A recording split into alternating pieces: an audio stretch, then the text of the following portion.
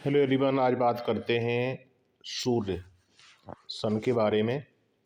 जो जीएस के point of view से आर ओ एग्ज़ाम एवं टीचिंग एग्ज़ाम जैसे असिस्टेंट प्रोफेसर, टीजीटी, पीजीटी और अन्य कॉम्पिटिटिव एग्ज़ाम के लिए बहुत ही लाभदायक है। इसे देखते हैं। सूर्य के निम्नलिखित 4 मंडलों में से किससे सौर पवन निकलती है? सौर पवन या सौर ज्वाला। तो फोटोस्फीयर, क्रोमोस्फीयर, कोरोना, क्रोड।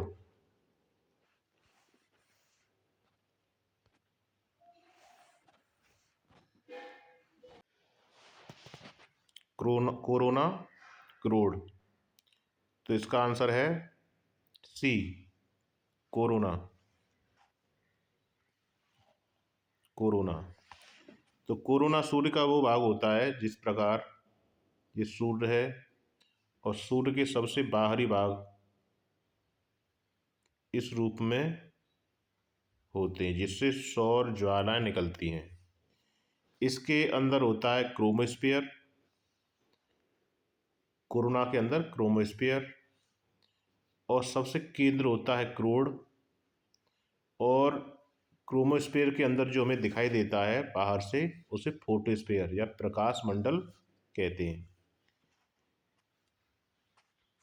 इसकी व्याख्या देखते हैं।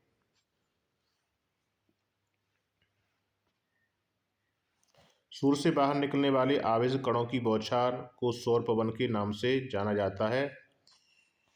इन आवेशित कणों में मुख्यतः इलेक्ट्रॉन, प्रोटॉन होते हैं। सौर पवन कोरोना से निकलती है। इसके लिए कोरोना का तीव्र तापमान एक महत्वपूर्ण कारण है इसे निकलने का। निहारिका क्या है? निहारिका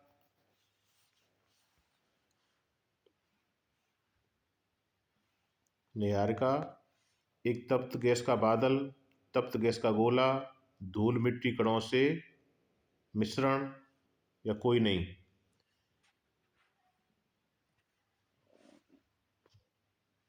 तो ये आंसर का एक सही है, तप्त गैस का बादल, जो टीजीटी 2004 में आया है। निहारिका अंतरिक्ष में धूल एवं गैस के विशालकाय बादल होते हैं। धूल के इनमें मुख्यतः हाइड्रोजन, हीलियम गैस के अतिरिक्त धूल पाए जाते हैं। कुछ निहारिकाएं किसी मृत हो रहे तारे जैसे सुपरनोवा के विस्फोट से निकलने वाली गैस एवं धूल से निर्मित होते हैं। इस प्रकार निहारिका एक तप्त गैस का बादल है। नेक्स्ट, ग्रहण के दौरान पड़ने वाली छाया का सबसे काला भाग, ये मार्ग नहीं भाग कहलाता है सूर्यकरीट, प्रच्छाया, इसे अम्बरा बोलते हैं। UMBRA, अम्बरा, प्राम्बरा। और ब्लैक होल्स। तो इसका आंसर है प्रच्छाया, बी। इसकी व्याख्या देखते हैं। ग्रहण के दौरान पड़ने वाली छाया का सबसे काला भाग प्रच्छाया, अम्बरा कहलाता है और यह उपछाया से घिरा होता है जो धुंधला होता है। इसके बारे में बात की जाए तो जैसे किसी छाया होती है किसी की, तो छाया में एक होता है कोर सेक्टर जो बहुत ही डार्क होता है, जहाँ पे प्रकाश नहीं पहुँचता, केवल घना, ये होता है इसकी प्रच्छाया बोलते हैं इसे। इसके जो आसपास है धुंधला, मतलब थोड़ा कम छाया वाला, उसे बोलते हैं उपछाया। और जहाँ पर इस बिल्कुल साफ एरिया को एक और होता है उसे बोलते हैं, वो साफ जहाँ पे लाइट पहुँचती है वो पूरी तरह क्लियर होता है, वो छाया से बाहर होता है।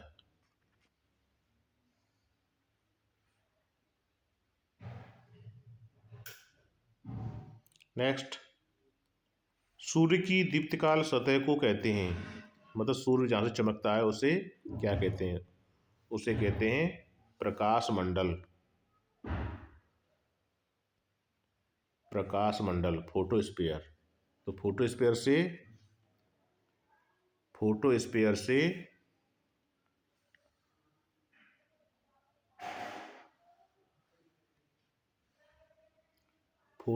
से सूर्य की दीप्तिमान सतह को प्रकाशमंडल कहते हैं। प्रकाशमंडल किसी तारे की बाहरी परत है जिससे प्रकाश निकलता है। वास्तव में हम सूर्य से में इसी प्रकाशमंडल को देख पाते हैं।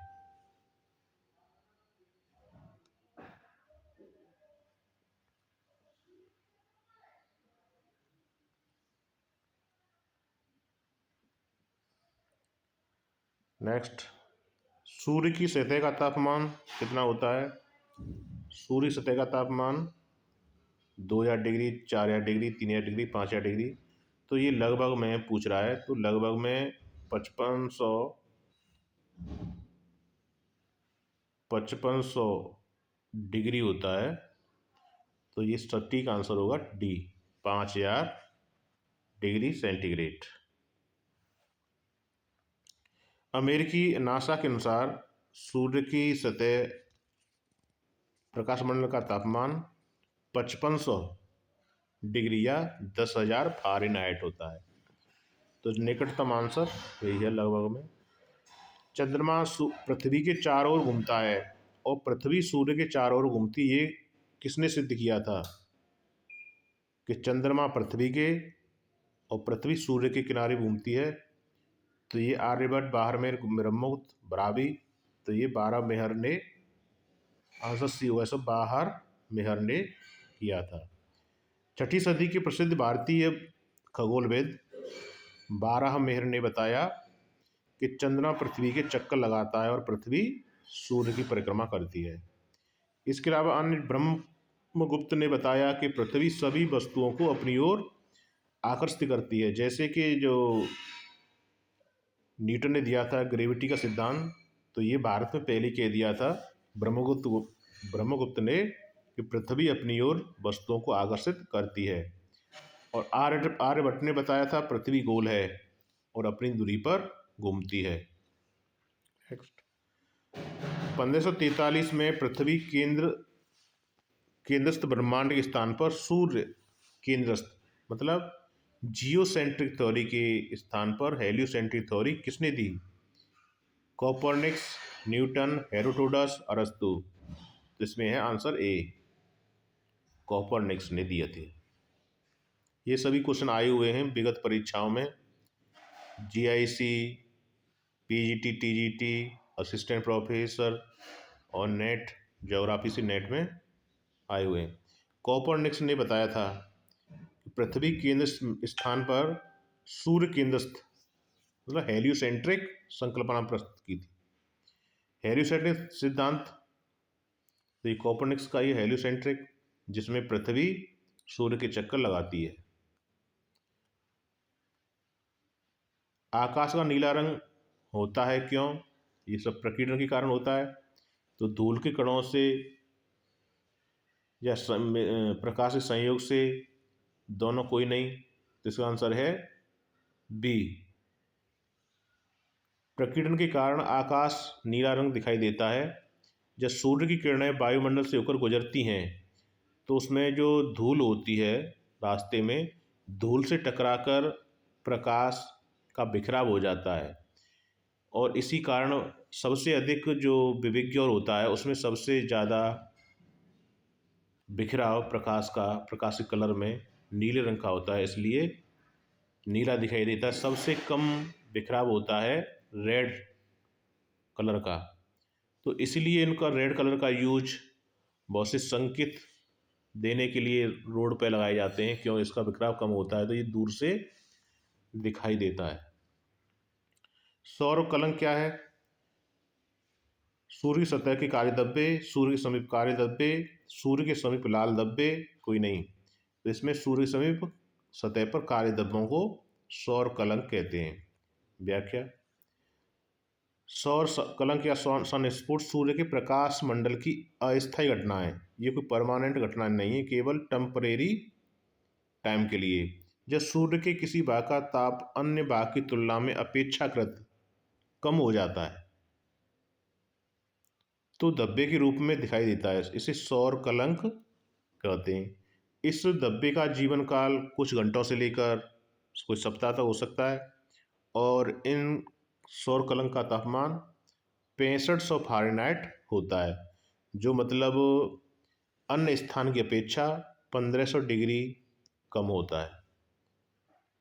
नेक्स्ट, तो ये कौन सा सही है इनमें से स्टेटमेंट है? सूर्य की सतह पर मौजूद काले धब्बे को सनस्पॉट कहते हैं, ये बात सही है। सनस्पॉट अंधेरे क्षेत्रों में रूप में दिखाई देते हैं क्योंकि ये आसपास के वर्णमंडल में से लगभग 1500 डिग्री सेंटीग्रेड ठंडे होते हैं, ये भी सही है। एक अकेला सनस्पॉट कुछ महीनों से लेकर कुछ दिनों से लेकर महीनों तक रह सकता है, ये भी सही है। और दिखाई देने वाली सनस्पॉट 11 साल के चक्र में घटती बढ़ती रहती हैं, ये भी सही है। तो उपयुक्त में सभी सही हैं। Answer D. व्याख्या, सूर्य की सतह पर फोटोस्फीयर और में गहरे रंग के शीतल क्षेत्र को सौर कलंक कहते हैं। ये शीतल नहीं होता, ये अपेक्षाकृत शीतल होता है अन्य क्षेत्र की अपेक्षा। माना जाता है कि सर्वप्रथम गैलीलियो ने सौर कलंक की पहचान की। सौर कलंक चारों तरफ से क्रोमोस्फीयर से घिरे होते हैं।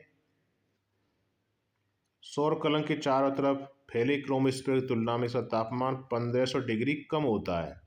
सामान्य आकार के सौर कलंक का व्यास 1600 किमी होता है।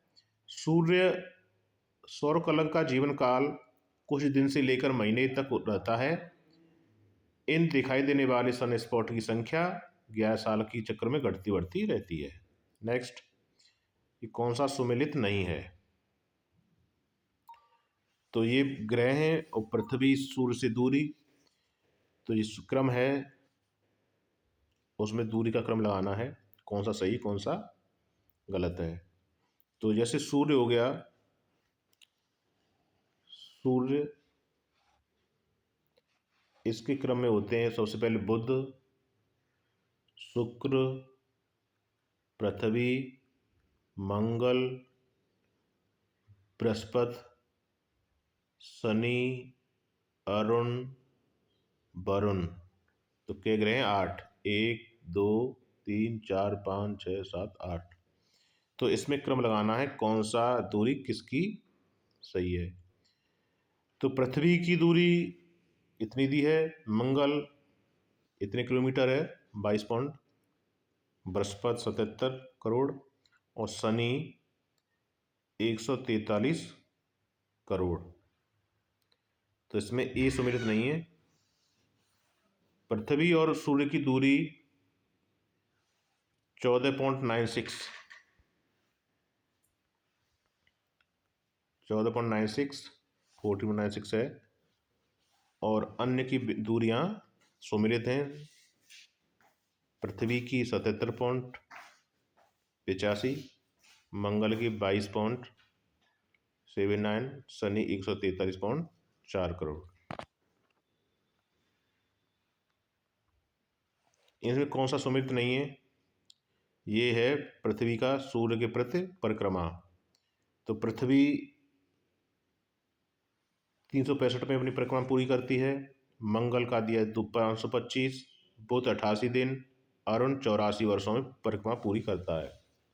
तो इसमें मंगल ये सही नहीं है। मंगल करता है, व्याख्या देखते हैं, मंगल ग्रह सूर्य की परिक्रमा 686 दिन में करता है और अन्य सही है। अरुण 84 वर्ष में पूरी करता है अपनी परिक्रमा। बुध 88 दिन में करता है क्यों बुध सबसे नज़दीक है, अरुण लास्ट में है, अरुण वरुण, तो इसी टाइम ज़्यादा लगता है।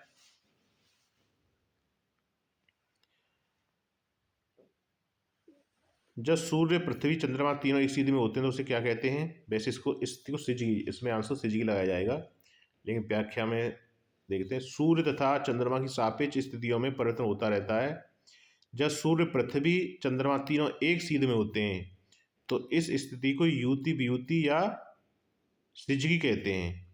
खगोल विज्ञान में सिजगी एक गुरुत्वाकर्षण प्रणाली में तीन खगोलीय पिंडों का एक सरल रेखीय विन्यास है, परंतु सूर्य, चंद्रमा और पृथ्वी युति वियुति की स्थिति में भी एक सीध में होते हैं। नेक्स्ट, प्रथम सूर्योदय का देश किसे कहा जाता है? फिलीपींस, जापान, ताइवान, दक्षिण कोरिया। तो ये जापान को कहते हैं प्रथम सूर्य का देश, सूर्य निकलता हुआ देश। जापान, इसका नाम निहोन है और ये बिगड़ा हुआ रूप है इसका, तो इसे निकलते सूर्य का देश इसके नाम से स्पष्ट है। जापान को निकलते हुए सूर्य का देश या प्रथम सूर्य के देश के भी जाना जाता है। अन्य फैक्ट में मध्यरात्रि के सूर्य का देश नॉर्वे है। प्रातःकालीन शांति की भूमि, प्रातःकालीन शांति भूमि कोरिया, कोरिया प्रायद्वीप जिसमें दक्षिण कोरिया, उत्तर कोरिया। सफ़ेद हाथियों की भूमि थाईलैंड और हजार झीलों की भूमि फिनलैंड, फिनलैंड में बहुत सी झीलें हैं। स्वर्णिम पैगोडा का देश म्यांमार। नेक्स्ट, डायमंड रिंग की घटना देखी गई है पूर्ण सूर्य ग्रहण की शुरुआत में, पूर्ण सूर्य ग्रहण के अंत में, केवल परिधि क्षेत्रों की समग्रता निशान के साथ, केवल केंद्रीय क्षेत्र के समग्रता के निशान के साथ। इसमें राइट आंसर सी। तो परिधीय, जब सूर्य एवं पृथ्वी के बीच में चंद्रमा आ जाता है तथा पृथ्वी पर सूर्य का प्रकाश न पड़कर चंद्रमा की परछाई पड़े तो सूर्य ग्रहण की स्थिति बनती है। सूर्य ग्रहण हमेशा अमावस्या को होता है। उस पूर्ण सूर्य ग्रहण के समय सूर्य के परिधि क्षेत्र में डायमंड रिंग या हीरक वलय की स्थिति बनती है। थैंक्स। ये सूर्य से संबंधित जितने भी क्वेश्चन थे पूरे हुए, ये पूर्व में आए हुए क्वेश्चन हैं। इसके अलावा अन्य जैसे पृथ्वी, मंगल एक एक करके देखेंगे, और आपको ये सब ठीक लगा हो तो इसे लाइक और सब्सक्राइब भी करें। ओके।